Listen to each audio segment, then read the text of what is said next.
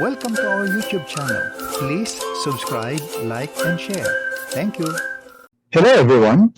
Today I'm going to teach you how to use the join command. As you can see in this, there are different, and these objects has different components. Some has different entities.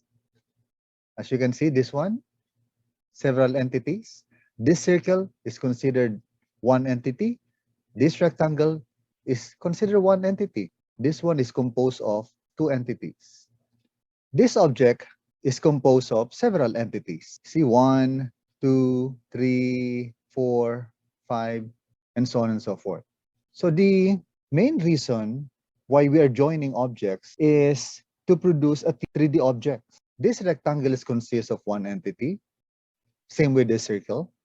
So we can easily create this a 3D object.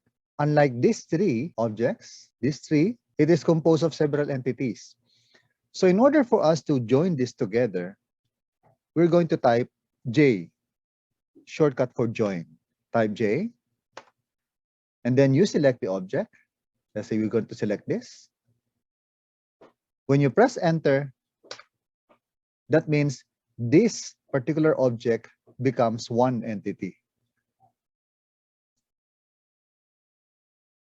Let's try again on this object, which is composed of different entities. When you press J, enter, you select the object. When you press enter, voila, this is now a single entity object. Same true with this one. Let's try this.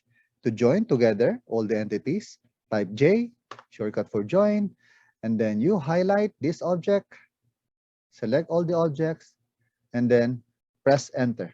Voila. This is now a single entity object. We are now ready to create 3D objects based from these different objects.